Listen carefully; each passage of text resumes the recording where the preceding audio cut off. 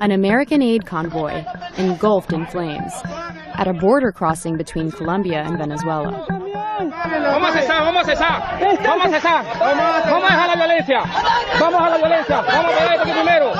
The scene has become a critical flashpoint in the political and economic crisis gripping the country.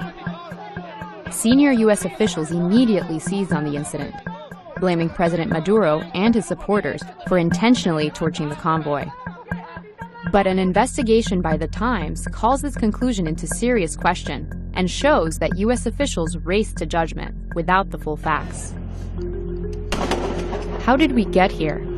The Venezuelan crisis came to a head in early 2019, when opposition leader Juan Guaidó declared himself president in a bid to unseat Nicolas Maduro, whose authoritarian rule and economic mismanagement resulted in searing poverty. Backed by the U.S., Guaidó mobilized his followers to bring American aid into Venezuela, but Maduro blocked border crossings and denied entry. On February 23rd, 4 aid trucks arrived at a bridge on the Colombian side of the border. Guaidó supporters cleared a path and drove the trucks toward Venezuela. Security forces repelled them, firing tear gas and rubber bullets, and the aid trucks got stuck on the bridge. The Colombian government released this annotated footage of the standoff. They circle the Venezuelan police near the trucks before the fire breaks out. The implication appears to be that the Maduro regime caused the fire. But note the timestamp in the footage they circulated. It suddenly jumps ahead by 13 minutes and misses the critical moments leading up to the fire. We obtained previously unseen TV footage that fills this gap and tells a more complicated story. So let's back up the TV footage and see what happened. A small group of protesters starts throwing rocks and Molotov cocktails. We'll focus on this one protester. Here we see him throwing 2 Molotovs toward police. Let's look at the scene again. 4 trucks are stranded on the bridge. The protester approaches from here, behind the 3rd truck. He launches 1 Molotov, but the second one separates, and the burning rag veers off toward the trucks, not the police.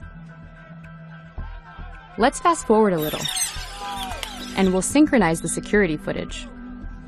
We can see that a fire has taken hold on one of the trucks. This is just 30 seconds after the burning rag landed in this area.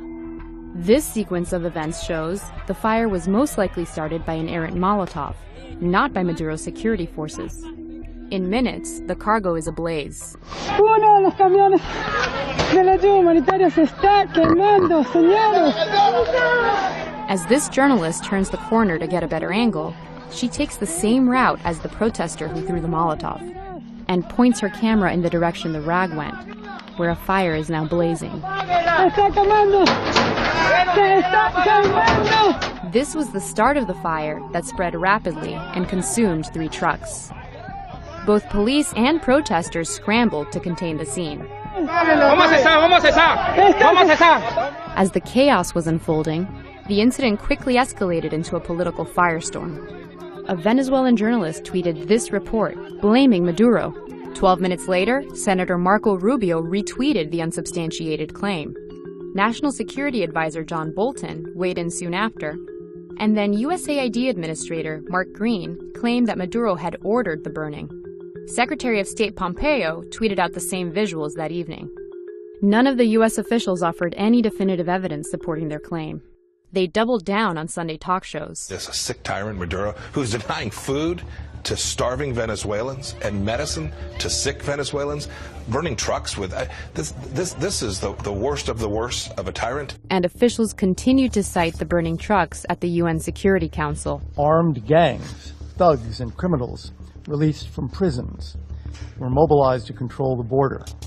Their actions led to the burning of humanitarian assistance rather than its protection. It's true that Maduro has a horrific human rights record, and that he deploys armed gangs called colectivos to terrorize the opposition. But in this specific incident, our analysis shows U.S. officials use unverified claims to spin their side of the story. Officials we contacted either did not comment or failed to provide evidence supporting their claims. What happened on the bridge is a classic example of how misinformation spreads online. A rumor or unproven claim is made. It's amplified by influential people.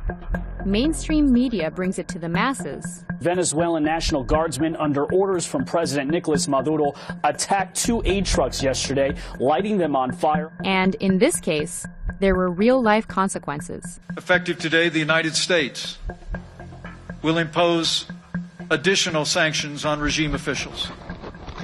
And those new sanctions were triggered, in part, by the burning of aid trucks on the bridge.